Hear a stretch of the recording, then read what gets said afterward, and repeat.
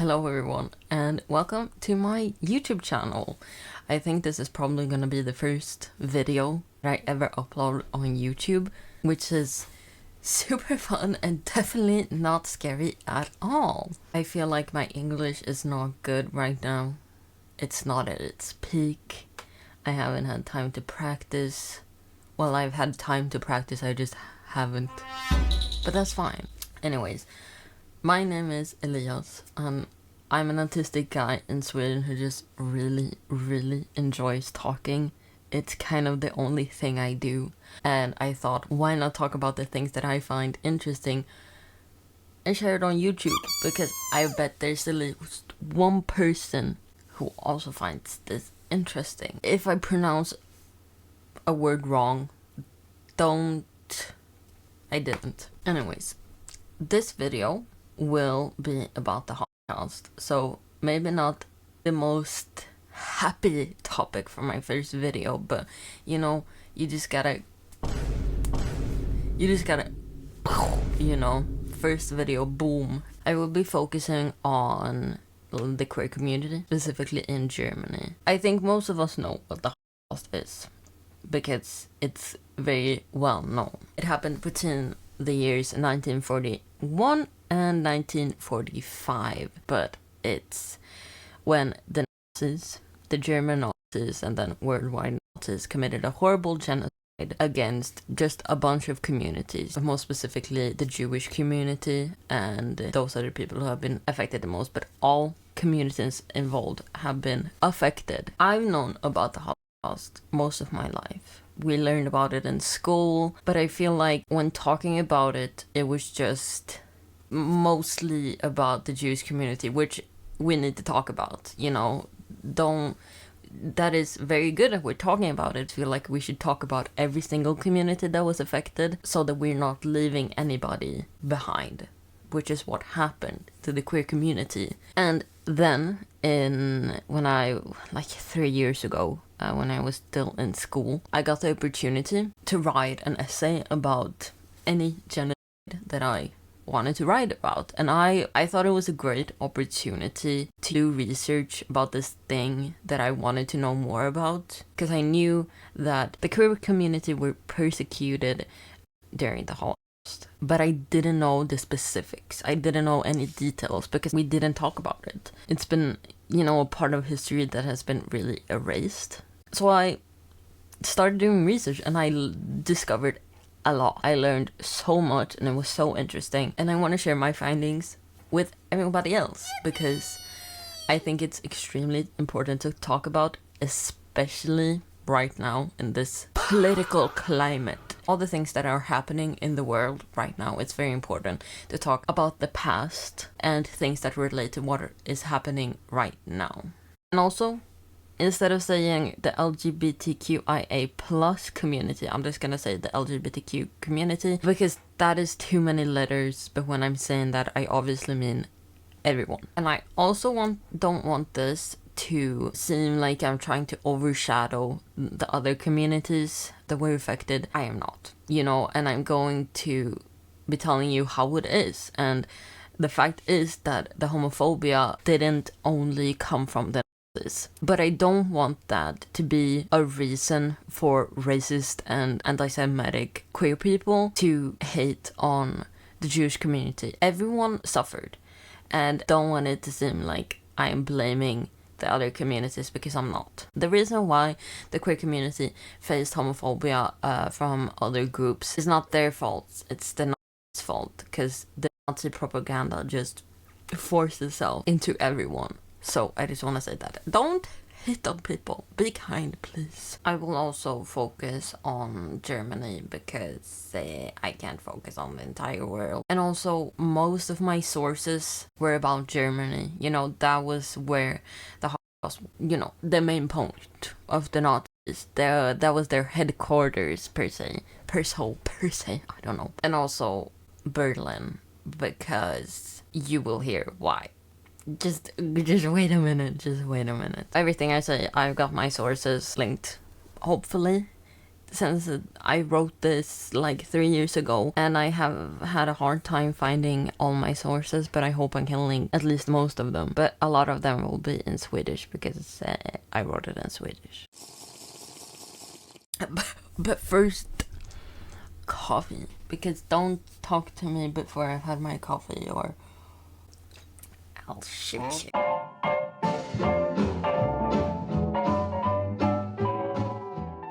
So, first, let's talk about how the queer community had it before the Nazis took over. So, Germany was very liberal and lived under the Weimar Republic. If I pronounce these German words wrong, I don't care.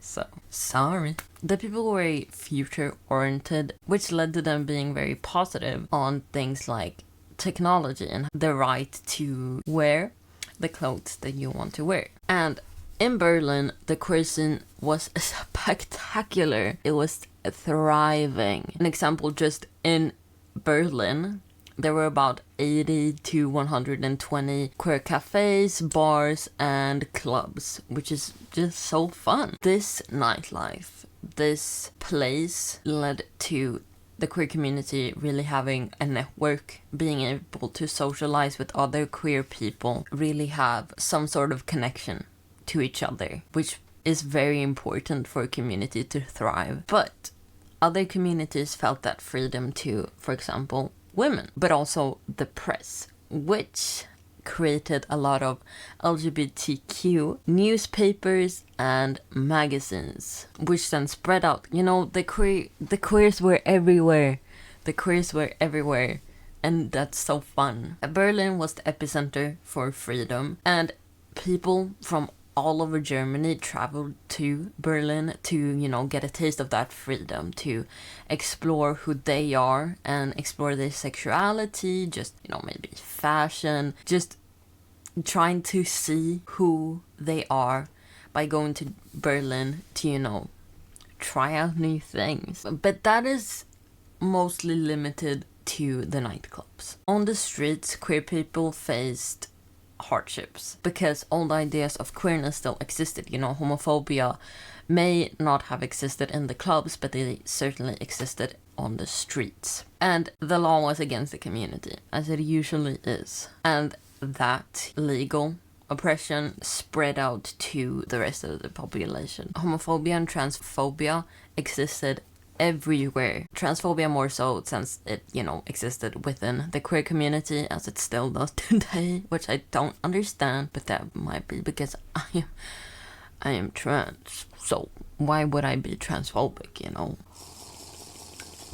Being outside in drag was illegal, and I say drag because they didn't mean, you know, only drag. They meant a trans woman dressing in her queenness could get her arrested. So trans people could not leave the house as themselves without the fear of being arrested. But there were people who fought this. For example, Magnus Hirschfeld, which I will talk about more later because he's an icon.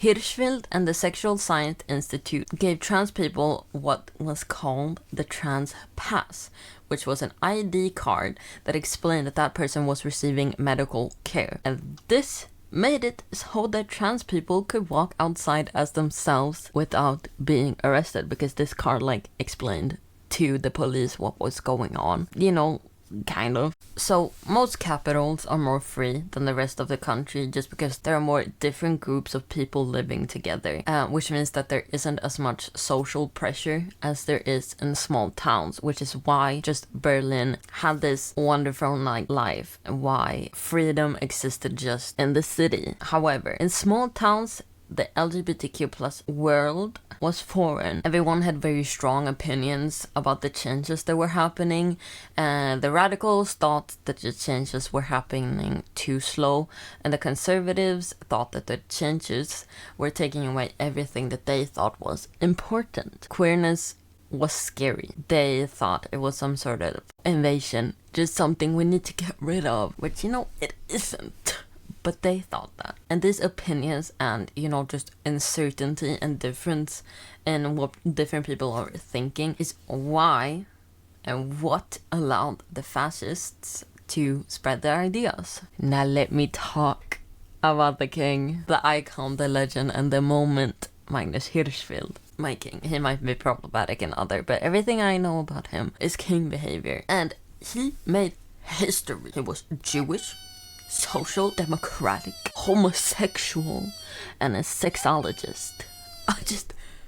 For baddies. But he did hide his homosexuality, as what it would have affected his reputation as a scientist. Hirschfeld studied human sexuality and gender roles. He published a lot of books, and he created the first organization for homosexual rights in the late 19th century. But what he is best for is the Institute of Sexual Scientists. The institute became a meeting place for queer people, where they could help each other and just socialize. It became another part of the nightlife, but not only at the night. And since Hirschfeld specialized in trans identities and treatments, the institute became a very important place for trans people. And this is even where the first surgical gender correction took place. And these surgeries were extremely risky because they were mostly experimental, because they were never done before.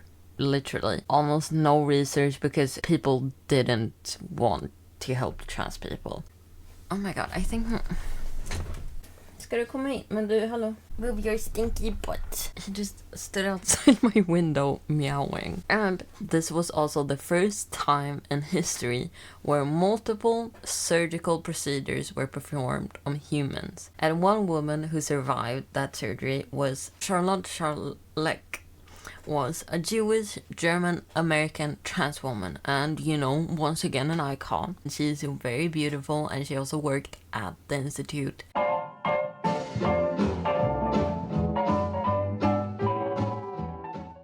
So, what made the Nazis target the LGBTQ plus community? According to the Nazis, homosexuals were a danger to the Aryan race, which is, their ideal race. Because homosexuals were small, cowardly, weak, unreliable, and could therefore not defend the nation. And I am a lot of those things, but not because I'm a homosexual. These stereotypes were created because the Nazis thought that they didn't love their German identity, but instead loved their queer identity. And that was a threat. And the Nazis romanticized what you could call the cult of men. And I also romanticize men, but in a very, gay, gay way. Anywho, anything that didn't match these, specific ideas of men was a shame for the Aryan race and just society as a whole. And queer people were free, and in these clubs they were just exploding with joy and chaos and just freedom, and that scared the Nazis. They couldn't control this community, and that made the community a threat. And as the Nazis wanted to get rid of individuality, they strived for racial, social, and sexual health and hygiene. They wanted to eliminate anything, and I mean anything, that prevented the population from growing, because they wanted to just make a bunch of white, blonde, blue-eyed children. But back to the gays, the male gays, not gays as in male, G-A-Z-E, just the male gays, G-A-Y. Nazis believed that the gay men were trying to mislead and seduce young German Aryan men. And this created tension within the police, the SS, and the Hitler youth. There were secret gay relation within them. Imagine if we had a gay within our group, except, oh wait, Hitler's best friend for a while was a gay man. Editing note, I actually didn't talk about him. His name was Ernst Röhm, but I mixed him up with Heinrich Himmler, so everything I said about him I had to delete. That happens. But let me know if I should make a video about him, because it's pretty interesting. He's a horrible man, but it's still interesting how a lot of people knew that he was gay. Probably even but he was still, the leader of the SA. The Nazis used an old law from 1871 to succeed with their hate crimes against gay men. It's called Section 175, which stated that sexual relations between two men were illegal or criminalized.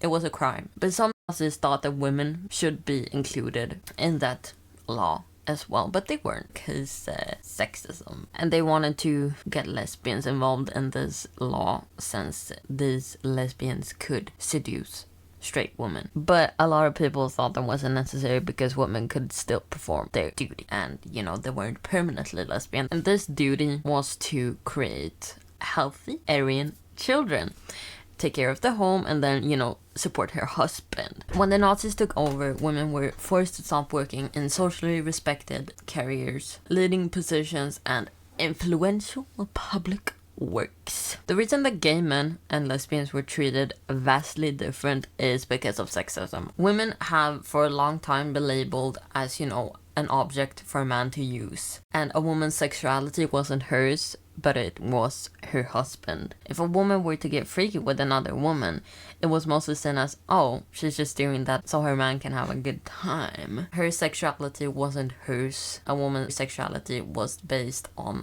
the man who wanted her, which is horrible, and we can still see today. But this is why a woman's sexuality was seen a lot different than a man's homosexuality, because a man's homosexuality was real. It was actual sexual tension and lust for another man, while a woman wasn't seen as being able to have lust and desire. Heinrich Himmler was an important figure in the extermination of queer people, but he didn't want to exterminate homosexuals. He just wanted to exterminate homosexuality, because he believed, and a lot of other Nazis believed, that homosexuality was just something you had, like a sickness. You could get rid of it. And because of this, he thought that gay people could be freed from their queerness, and that you could be acquitted in court if you just stopped being gay. And this was, the general opinion within the Nazis, because homophobia. They thought that homosexuality and transness and just queerness in general is a disease, or just something that's not permanent and not something you are, but you wear or pretend to be, has existed for so long.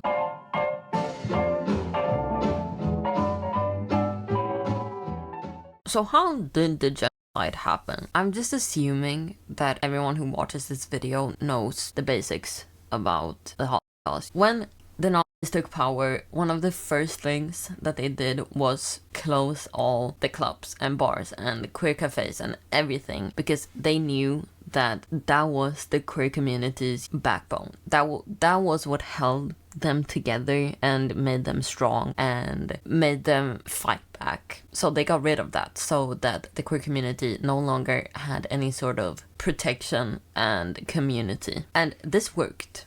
It hurt the group immensely. It was just horrible for the group, and it made it so the group no longer had anything that brought them together. They became isolated and scared. The men who were convicted under Section 175 were sent to prisons, where they would be readapted to society through work, and many of them were castrated / sterilized and subjected to medical experiments. And 2 years later, Section 175 was extended and the punishment became much longer. And of course, everyone that convicted wasn't queer, because figuring out if someone is gay or not is hard. It's not impossible, but it's tough. So you could be convicted on the suspicion of homosexual relationships by, for example, a letter, a photograph, just being singled out. And they also used address books as evidence, and the population was encouraged to report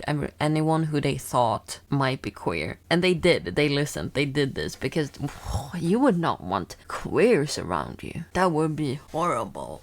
And another example is that people were reported if they had just, a lot of closed curtains all the time, because that meant you were trying to hide something, or if women were seen wearing pants or just looked lesbian. And so to reduce the chance of being convicted, gay men and lesbians got married. And since it was very difficult to prove that someone was gay, the Nazis created something that was called the pink lists.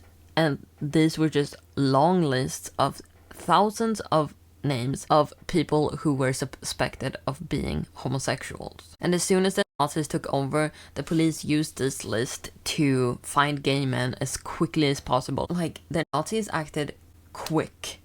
It was just, they acted quick and people didn't have the time to figure out how to defend themselves, which that's so scary.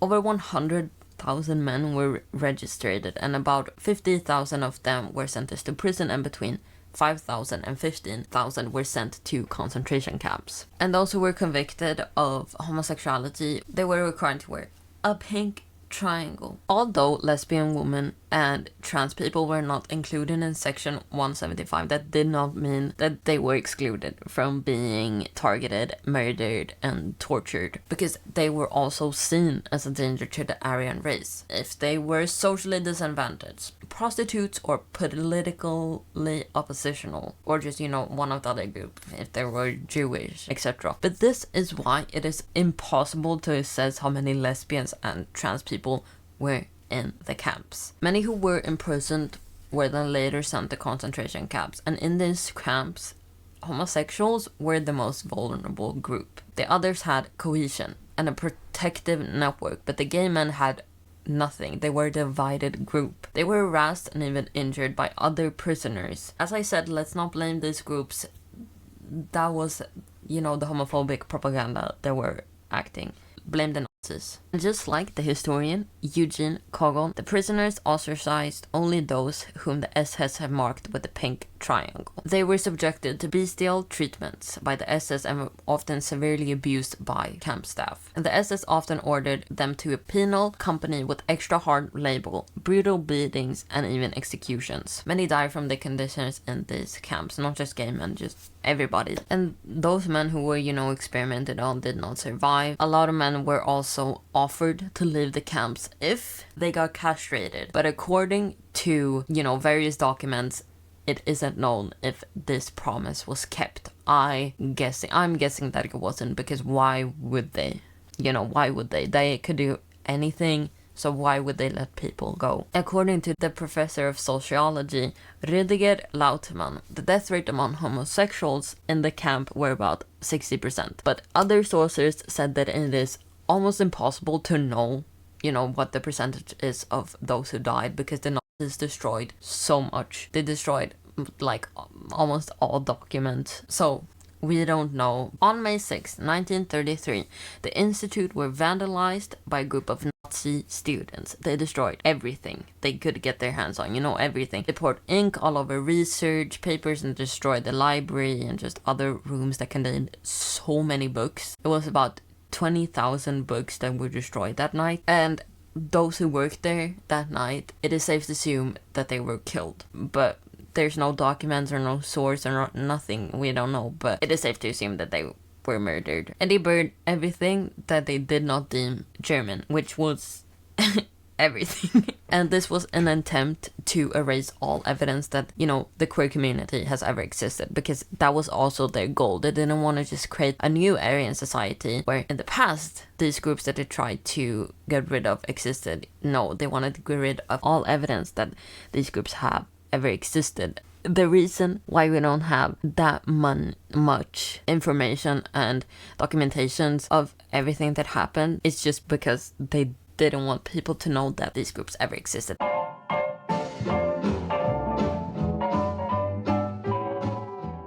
So, after the Holocaust, after World War II, West Germany paid reparations to concentration camps victims, but not homosexuals and Roma. They were not included. After the collapse of Nazi racism, homosexuality continued to be criminalized, and Section 175 was still in use, which meant that the victims could not go to the authorities because that would say, hey, I'm gay, arrest me. And they could not get help from anyone. And the persecution of queer people during the Holocaust was not seen as a criminal act. The queer people who survived wanted to tell their stories. You know, their families wanted to tell their stories, but they couldn't. The victims, they stayed quiet and silent, and historians did not question this at all, since homophobia and transphobia is just so programmed in our society. In 1951, many gay men tried to erase the sentence they got during World War II, but most of them got their request denied. And then in 57, homosexual acts between men over the age of 21 were decriminalized. And then 10 years after the Holocaust, the West German Federal Court ruled that Article 175 didn't violate the West German Constitution. And the court stated that queer acts harm the German reach. But in 69, it was amended so that homosexual relations between consenting adult men weren't illegal. And then in 1994, Section 175 was finally abolished. Yes, bitches! Except it was in 1994. That was like a year ago.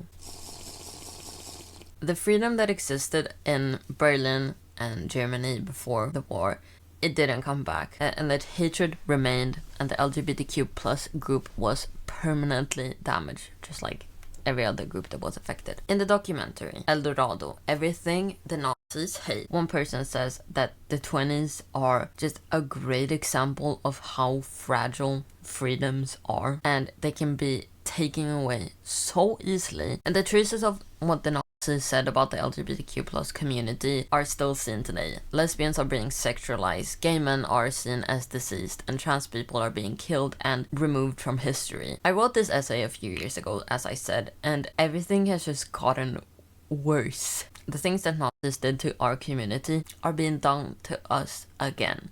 Right now. Not just the queer community, obviously. Immigrants are being treated as if they weren't humans. They're being killed and kidnapped, and everything is happening again. I think it's super important to never forget, you know, the history, our history, because it could just happen again, and we need to know what signs to look out for. I think I saw someone say that trans people in the USA are on, I don't know, stage 3 of the genocide tracker that was genocide tracker, whatever it's called, that were made after the Holocaust to be able to stop genocides before they actually happened. But it was a great theory, but it doesn't work in practice because people don't do anything. It's so important to talk about these things, because it's if the Holocaust is happening, but we can open Instagram and watch it, you know, stream the Holocaust. That's kind of how it feels like we are living in right now. This is hell. This is what, you know. There are so many genocides that are happening in the world. Sudan and Congo and just so many countries. And we are doing nothing. Have we not learned anything? So many countries said, oh my god, the Holocaust was horrible. It was obviously. We're never gonna let this happen again. You are. But the difference is, the victims aren't white. I think that the reason the Holocaust is treated so severely, it was, don't get me wrong, it was horrible, and everything that happened was horrible. And the reason why we are seeing it for what it was is because it happened in a white country. It happened in Germany, but it's happening in African countries, and it has been happening in brown African Asian countries for so long. But because of racism, we are not doing anything. Let me get back to track, because I could talk about that for years. I hope you enjoyed this video, and I hope you've learned something new, because that is all I want you to do. Learn something new. That's so silly. Sorry. I hope you liked this video. I certainly enjoyed filming it, and I'm probably gonna enjoy editing it also, because that's so fun. You can follow me on Instagram here, and don't forget to like, comment, and subscribe, because that will make me super happy. Anywho, bye.